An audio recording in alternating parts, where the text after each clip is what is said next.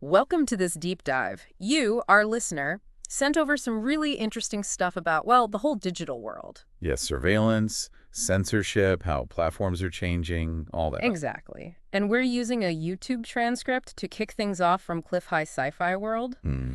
Our mission really is just to pull out the key ideas. Digital security, censorship mechanics, power dynamics online, what's maybe coming next. And hopefully give you those insights without it feeling, overwhelming. Kind of the essential facts and maybe a few surprises. Right. Let's get into it. First up, government surveillance. It's always a big one. The transcript starts with this question about Intel CPUs. Ah, yes, the Tony Gosling point about potential backdoors for intelligence agencies. Yeah. What's the thinking there? Is that the main worry? Well, the transcript suggests that even if there was a firmware backdoor in the chip itself, which is like the really low-level stuff. Right, embedded in the hardware. Exactly. It wouldn't be much use on its own for getting internet access. It needs the network card to play along. And the network card is controlled by software, not the firmware directly. Precisely. So it makes that specific hardware backdoor scenario maybe less practical, less of an immediate open door than you might think. Okay, so maybe not the chip itself, but what about the operating system? Windows? Linux? The transcript mentions rumors of backdoors there, too. Yeah, and it leans towards those rumors probably being, well, accurate. That's where the vulnerability might really lie. Even with Linux, I thought open source was supposed to be safer. Well, yes and no. The source code is open, but most people aren't downloading the source and compiling it themselves, are they? No, definitely not. You just grab a pre-compiled version. Exactly. And those compiled versions, often sold commercially, haven't necessarily had that deep public code audit. So vulnerabilities could still be baked in. That makes sense. It reminds me, we had a listener mention sticking with Windows 7 specifically because Windows 8 relied so much on the cloud. Ah, yeah, that classic line, there's no cloud, it's just someone else's machine. That really captures the concern about control, doesn't it? It really does. Yeah. So giving up control. The transcript does float the idea of, the dedicated user compiling their own Linux after scanning the code. That offers more control. A lot more work, though. Oh, absolutely. It also mentions FreeBSD as a preferred alternative for some. Why FreeBSD?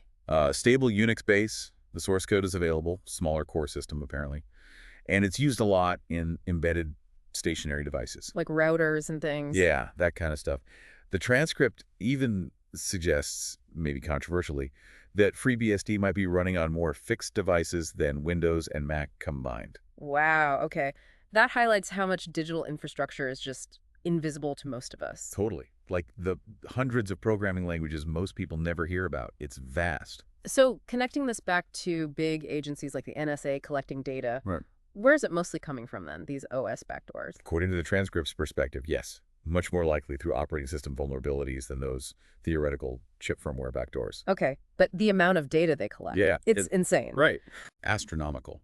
The transcript throws out a figure like 99.99999% never even gets looked at. So it's just stored. A massive digital haystack. Pretty much. It's about having the capability. The transcript uses this military analogy. You only really become a target if you're a major irritant. Like the Alex Jones example mentioned. Right. Below a certain threshold of disruption, you're just part of the background noise, statistically speaking. But knowing that surveillance exists, even if your data isn't analyzed, that has an effect, doesn't it? Oh, definitely. That leads straight into self-censorship. People start watching what they say online, partly because of the surveillance potential, but also because of how platform algorithms work. It's like you're afraid of upsetting the invisible parent figure. It's that feeling of being watched, yeah. It's palpable. Which naturally brings us to whistleblowers, people who push back. Right, like Bill Binney from the NSA. The transcript notes he actually proposed ways to gather intelligence data while respecting privacy. So alternatives existed, theoretically. But the reality for whistleblowers can be harsh. There's a contrast drawn with a Google whistleblower who flagged alleged anti-conservative bias. What happened to them? Faced serious repercussions. The transcript mentions swatting, which is incredibly dangerous. Yeah, that's extreme. So there's a real power dynamic. The transcript suggests most people won't ever be targeted like that, though. Probably not by the major systems directly. The more common danger, it suggests, might come from individuals within those systems abusing their access. Like the example of the NSA employee spying on an ex-partner. Exactly. Using their job privileges for personal reasons. Right. It's almost a truism. Give humans a system, and eventually someone will figure out how to game it. But we still tend to view figures like Snowden or Assange as heroes for standing up to it all. Yeah, there's that inherent respect for challenging perceived overreach, even with all the complexities involved. Absolutely. Okay, let's shift gears slightly to the more subtle stuff. Shadow banning, algorithmic control, how platforms shape what we see. This is crucial. The transcript argues that controlling search results is basically controlling perception. If you don't see it, does it exist for you online? It's a powerful point, and shadow banning is one tool for that. Right. The transcript mentions tactics like tweets having delayed visibility on Twitter or Facebook delaying posts. Apparently, they did that early on. And YouTube. YouTube shadow banning often looks like reduced recommendations. Your video just doesn't get suggested as much, pushing mainstream stuff instead. So, not outright removal, just less visibility. Exactly. An interesting side note in the transcript is about communities interested in woo-woo topics. How do they fit in? Because they often use words that might get flagged by algorithms, they kind of act as an unintentional testbed, a canary in the coal mine for algorithmic changes. Huh. That's a fascinating angle. The fringe inadvertently showing how the system works. And there's a specific example given, searching for David Wilcock on YouTube. You mostly get shown his older videos, making it seem like he's not active anymore, even if he is. It subtly shapes the narrative. We had a listener share something similar, feeling like videos they'd liked were being deliberately buried later on. It fits the pattern. The transcript calls it soft censorship deluxe. It's invisible, but very effective where it counts. But it's not a static situation, is it? Algorithms evolve, people find ways around them. Always. It's a constant cat-and-mouse game. The transcript suggests algorithms will get smarter, yes, but they'll always be potentially vulnerable to some bright spark figuring out a workaround. The lone coder in the basement stereotype? Kinda, yeah. Or even using AI against AI developing smart tools to bypass platform algorithms, get content you want, maybe block ads more effectively. And the hacker community itself is changing. Seems so. Moving from just individuals finding exploits towards something more like a philosophical movement, an ideology based on merit. And gamers are part of this? The transcript makes that connection gamers are constantly learning to understand and manipulate systems. It's like training for hacking. Plus, ideas like ethical hacking or wanting to operate outside the normal money system are apparently growing. Interesting. So different motivations now. And different skill levels. The really top-tier hackers, the transcript notes, are often completely unknown.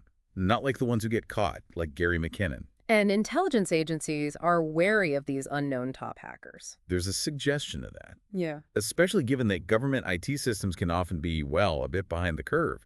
Institutional history and bureaucracy can slow things down.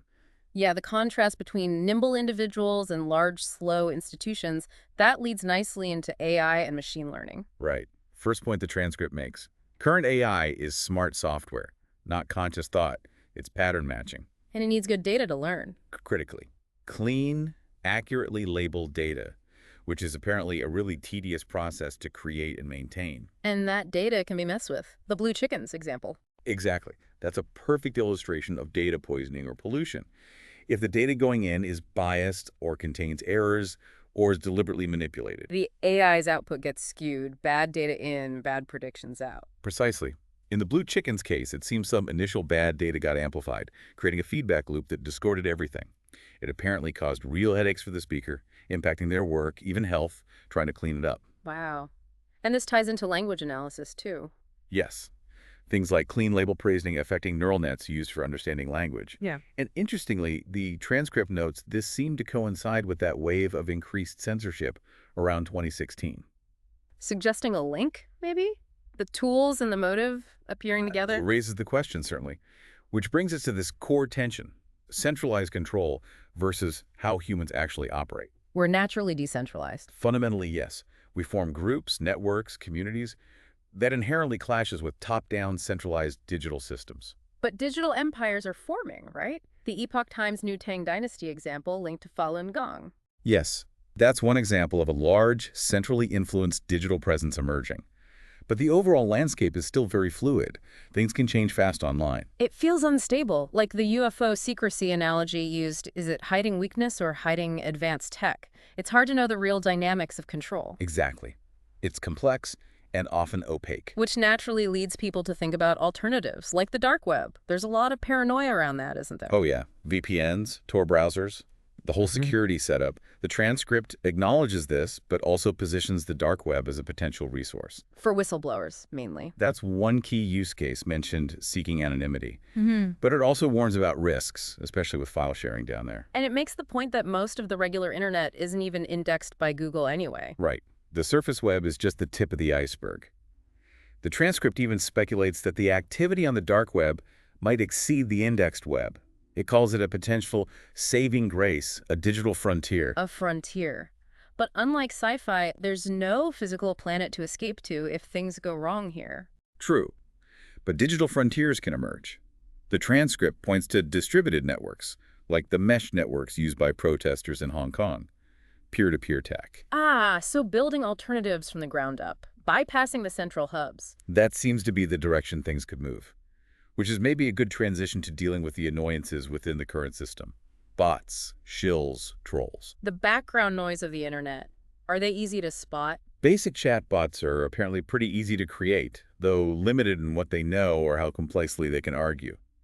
The transcript suggests you can often tell by the simplicity or repetitiveness versus a more nuanced human comment. And bot farms, used for fake views and stuff. Generating fake engagement, manipulating ad views. Advertisers apparently get gamed by this too, paying for ads shown to bots, not real people in their target demographic. So the platforms and the advertisers can both be victims of this. Seems like it. Though the potential returns on digital ads can still be high, apparently, despite these issues. It's hard to control, though, even for the powers that be. The PewDiePie example. Right, trying to control massive online figures is difficult. But the transcript also points out that those same powers use bots themselves. For what? Inflating follower accounts, skewing online polls. Exactly. It's a tool used by many sides. The idea presented is that this whole complex system kind of traps everyone, the controllers and the controlled. So what's the solution? How do you communicate effectively? The focus, it suggests, should be on reaching the aware individuals within the noise. People who are looking for genuine meaning. Meaning-seeking as a profession, it mentions. Yeah. And it references Eric Weinstein's view that polls and stated preferences are often just noise or manipulation tools. Interesting. So cut through the noise. But censorship makes that harder, doesn't it? It does, but there's a fascinating counter-argument made. Censorship might inadvertently be training people to be more linguistically clever. How so? Like Cockney rhyming slang developed to speak discreetly, people find ways to talk around banned words or concepts, using metaphor, allegory, new slang to bypass the algorithms.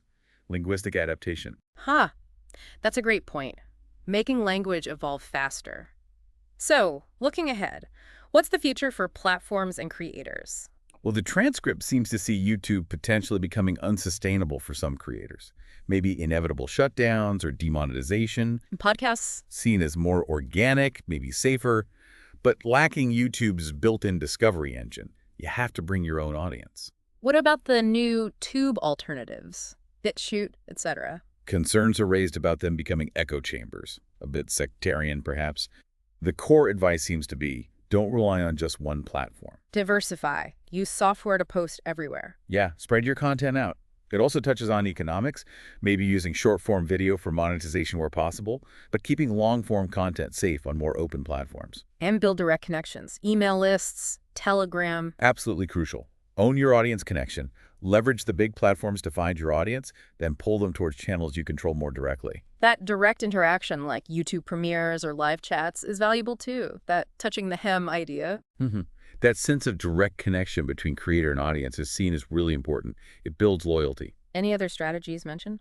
Briefly, automating social media posting with potential downsides, the idea of data swamping as a sort of counter-surveillance, but the main thrust is towards that distributed network approach for the future. Okay, so let's try and wrap this up. What's the big picture from this deep dive?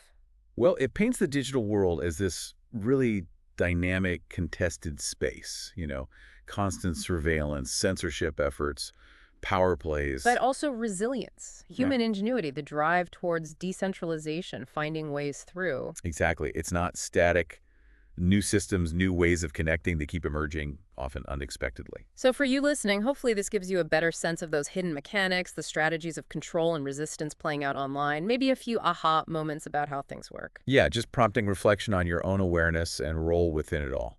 And maybe a final thought to leave you with. As these control systems get more sophisticated, how does that balance between central power and individual freedom keep shifting? And what kinds of new, maybe totally unexpected forms of decentralized resistance or connection might pop up next? Something to keep an eye on. Definitely something to think about. Thanks for taking this deep dive with us.